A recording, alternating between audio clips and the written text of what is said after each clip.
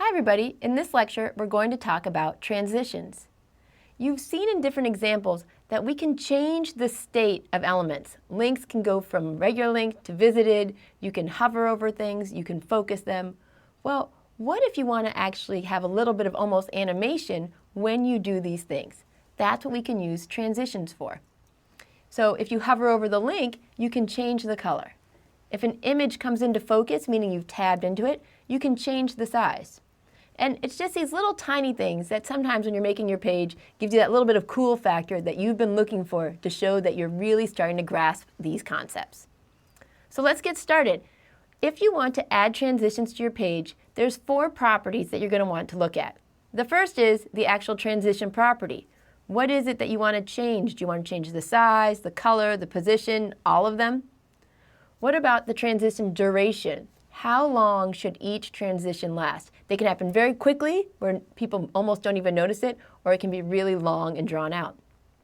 The transition timing is it's a little bit odd, but it's this idea of if you're going to make something bigger, do you want to make it slowly bigger and linear all at the same time? Or do you want it to ease in or ease out? You can actually change what speed it's doing the different things.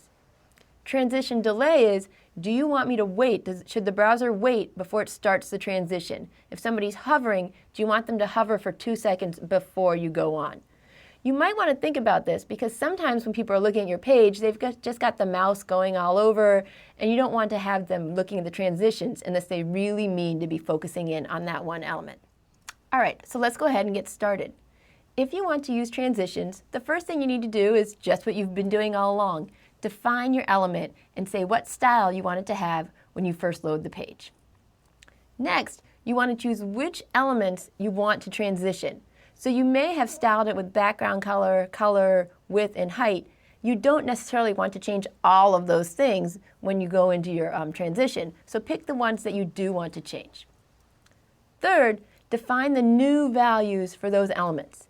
And this is important. You need to combine this step with a pseudo class. It needs to be along with a hover or a focus or an active. So let's look at some code just on the screen, and then I'll run you through an actual example. So here I went ahead and defined a div to just have color, background, line height, width height, all the typical things. If you notice, the border radius is pretty small. It's only 6 pixels. Next, I went in and I said, you know what? I'm going to go ahead and define each one of these properties. So my properties I want to change are going to be color, width, background, and border radius. This is kind of a lot, but I wanted a big example. You can say I want it to take half a second. I want it to all be pretty much the same change, and I want you to wait a half a second before you start that transition.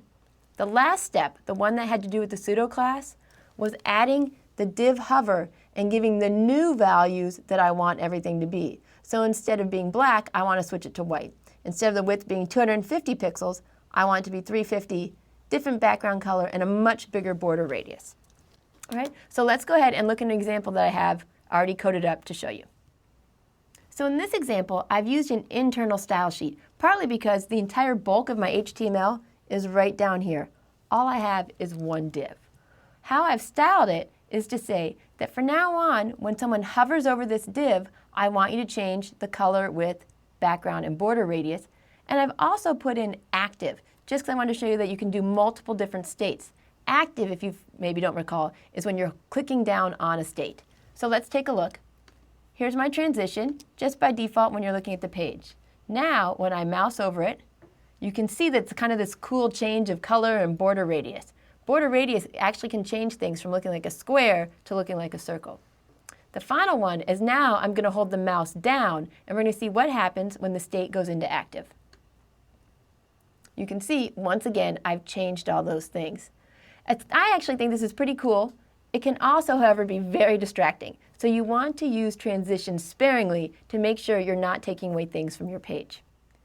It is possible and very common to use shorthands when you're writing out your different transitions. Instead of writing transition duration, properties, different things like that, you can put it all in one line.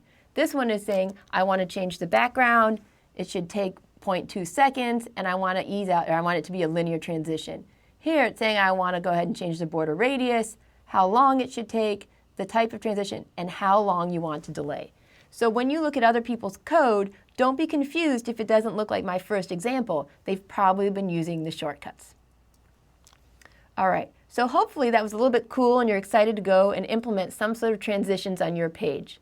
Playing with them will also do more than make your site look kind of colorful and active. It's going to give you practice on understanding these different pseudo-classes and states, such as active, focus, hover, etc. But please remember that accessibility is always going to be an issue when you're dealing with different states on page. Don't require that people are going to hover on your page. Don't require that people are going to tab through. You want to make sure that all your content is always available and just keep those transitions for something a little bit extra to add to your site. Good luck.